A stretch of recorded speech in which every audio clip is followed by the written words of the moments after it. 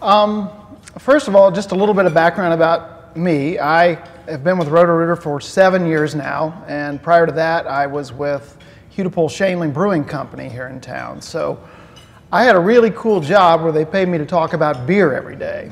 Go on the radio, learned a lot about beer. And when I was recruited to Roto Rooter, I asked myself, could I actually have fun with plumbing? I mean, it's not the sexiest business in the world, especially after you've come from the beer world. So what we've tried to do for 7 years now is to laugh at ourselves and have some fun with the brand, and I think it's actually worked for us. A lot of opportunities have opened up, and I'm going to explain to you today exactly how a lot of those things happen. The economy is going through tough times. Many hardworking Americans blame wealthy CEOs out of touch with what's going on in their own companies. But some bosses are willing to take extreme action to make their businesses better. Each week, we follow the boss of a major corporation as they go undercover in their own company. This week, the president and COO of North America's largest plumbing and drain cleaning company poses as a new recruit. The boss will trade in his tailored suits and pristine home for a blowtorch and raw sewage. Now, where we got to the Undercover Boss thing, really, you can't tell that story unless you go back a few years to when Roto Rooter first actually made a foray into reality television with Ghost Hunters. And it made its debut in October 2004. These are real-life Roto Rooter service technicians. How many people have seen the show, Ghost Hunters? Oh, okay, great. Well, Jason and Grant were two of our best in Providence, Rhode Island, and when they came to us telling us about this thing, senior management was scared to death. They wanted no part of anything supernatural, paranormal, whatever you want to call it, but I asked my boss to bring it up in a meeting, and he came out with a sort of a sad look on his face, and then our CEO and Rick, the COO, they all passed down the hallway and right past my office, and then finally my boss's boss was there, and he said, it's a no-go, there's no way they're touching this. And I just knew in my heart of hearts that we were missing a great opportunity. I mean, it's Sci-Fi Channel, although at the time we thought it was going to be Discovery, but I just knew that I wasn't going to let this die, so I fought for it and got the guys. We got on a phone conversation with them, a big conference call, and we let management sort of hear them out. And then they sent us a demo tape, and I just kept going back to the well. I must have gone back 3 or 4 or 5 times and fighting for this thing. And finally, I don't know if they just gave in or what, but they did. They reluctantly said, all right, but it was, the caveat was that look on CEO's face was, if this doesn't go, it's your ass. So I pretty much knew that going in, that it was sink or swim, but I believed in it enough to give it a try. So the way it works is we're featured in, the show's open, you always see a Roto Rooter van, and they have these day job segments. So you get to see these guys working on the job sort of in between investigations. And the one thing I really liked about it is that jingle you heard, although there have been more modern versions of that done, our parents, grandparents, and their parents knew the jingle. They grew up with it. But these days, the media pie is cut in so many slices that kids, they're not familiar with it. I say kids, and they're people in their 20s, 25-year-olds that are first-time homeowners, they didn't know who we were. So that was a real challenge. We're a big Yellow Page advertiser, $25, $30 million a year we spend in Yellow Pages. But young people don't use the Yellow Pages. So we needed a new way to reach them.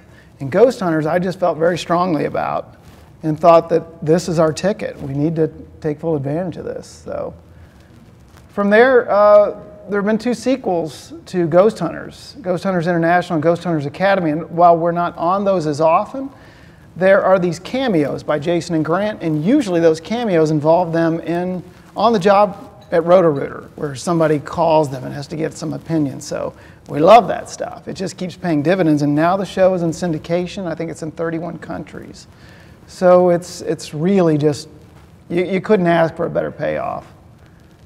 Deconstruction was a show we did on DIY Network in 2009. It was a terrific show, and again, it helped us reach new audiences. And then Undercover Boss this year. So it's just been kind of a wild ride. I can't think of very many companies that can say they've been in this many shows, but one thing really, truly does lead to another.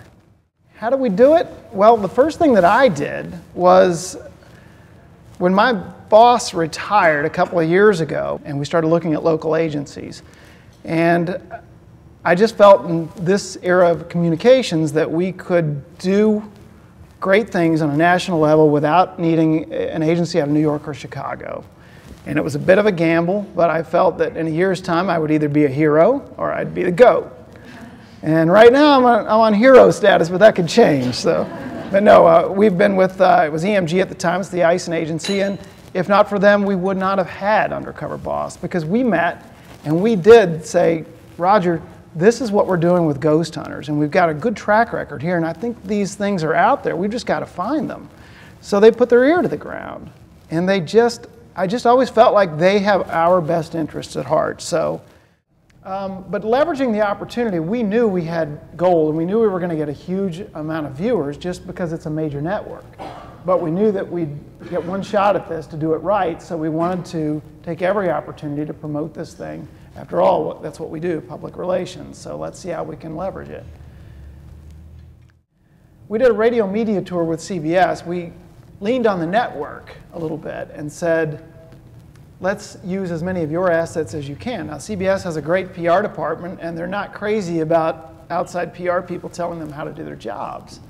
But that's what we do, we push, and push we did. So we got them to agree to talk with the CBS radio people, and they set us up with a terrific radio media tour where Rick was sitting in his office, and it was one station after another, and this went on stations all over the country. So we had a huge bang for the buck. Actually, I shouldn't even say buck, it didn't cost us anything. We used their assets. What we did is we shot these quick video interviews with Rick here in Cincinnati at our office. It's sort of teaser video. And we posted these things on some of the social networks, but we also, more importantly, we pitched local angle stories to all of the affected CBS affiliates. We sent satellite coordinates. We put this video up on the bird, and we sent the coordinates to the top 50 CBS DMAs, and along with DVD press kits, and then we emailed the coordinates to the remaining affiliates. So this way we got on those stations. We couldn't take for granted that the network, given the way everything was so rushed, we just didn't know for sure that they would actually step up and do that for us. And as it turned out, they really didn't do that much on that end. So we posted these videos on Roto Rooter TV, which is our YouTube channel. Then we started linking from Roto Rooter's Facebook page, which turned out to be a really great tool for this thing. And our blog, of course, and then we tweeted a lot of links on Twitter and started talking about it, trying to buzz it up as much as we could. And what was really cool, I've read a lot about this and heard a lot about this, but at Roto Rooter we don't get a lot of, we do some fun interaction on Twitter, but in this case, people were actually talking about us that night, so we were actually tweeting in between shows, or in between commercial breaks. And here's what it did for the brand, because this is what it's all about. About 3,000 extra calls for service. This is just the company-owned half. We always assume twice that if we look at the whole Roto Rooter system. 500 new fans on Facebook, 200 plus new ones on Twitter. I can't tell you how much terrific email and old-fashioned letters and phone calls we had. People saying, look, I don't need your service, but when I do, you can bet I'll call you. And the stock price, this made the ChemEd folks very happy at our parent company. It actually did, the Wall Street Journal did a terrific story on all the companies that took part in the show and talked about how their stock price had in fact jumped. So we had everybody loving us after all of this.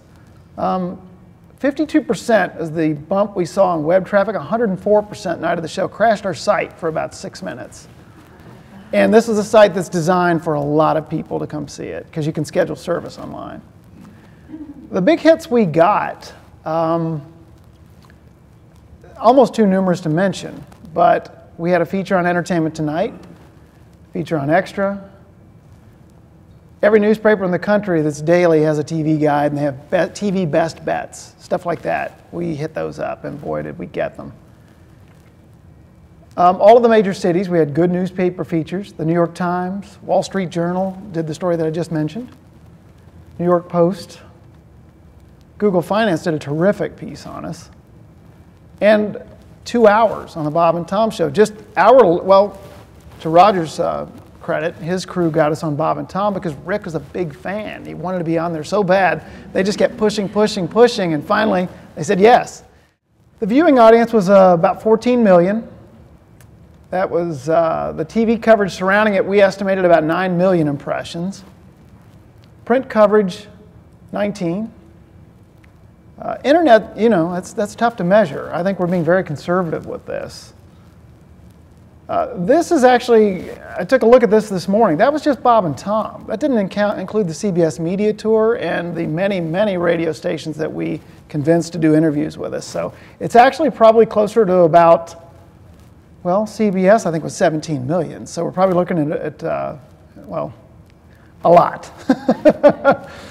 more than we bargained for. So that's actually very conservative. Plus we've rerun. The show is rerun. It also ran in Canada. It's been running in Western Europe because we've been hearing from people in Norway and places like that. So actually it's probably closer to 100 million by now. And it will continue paying dividends as long as this thing keeps running. But anyway, it's been a wild ride, and I feel certain that we exploited this opportunity for everything that it was worth. We had good agency support, we had good C-suite support. The entire Roto Rooter system got behind this, franchises and company owned, and we ran with the ball. And I can't think of very many ways we could have done better. And I dwell on that sort of thing. I'm my worst critic, so I beat myself up over stuff. But I don't think we could have done much more than we did and gotten any better results. Actually, I got to see a little bit of behind the scenes of the Roto Rooter experience, which was kind of cool. But I think Paul did a great job of kind of showing how it got started, how we had our ground to the ear, or our ear to the ground, and then showed how we leveraged it. I think that's the biggest key. And I think a lot of people took a lot of good things away from how to leverage a great opportunity like that. I was really impressed to hear the ways that Roto Rooter and the ISIN agency were able to leverage the exposure that they received, that there really was a concerted effort in the short period of time they were given to get as much mileage out of it as they could. And it sounds like it really did tremendously help them improve their brand, especially as he mentioned with younger people. I think the biggest insight that I found from this is the way in which they sort of leveraged all forms of media. You know, you had the television show with the reality, Undercover Boss and various other things, but then they also leveraged their social media to sort of promote that. And I think what, along with that, another great insight is that social media can be a fantastic thing when you're under a time constraint, when it's done properly. You know, as he had said, they thought they were going to have 2 weeks for promotion. They got 9 days. And so they leveraged the social media. And I think another cool takeaway for brands is the sort of the interactive aspect, where he said they actually tweeted and responded to Facebook page questions and things like that during the commercials of the airing of the show.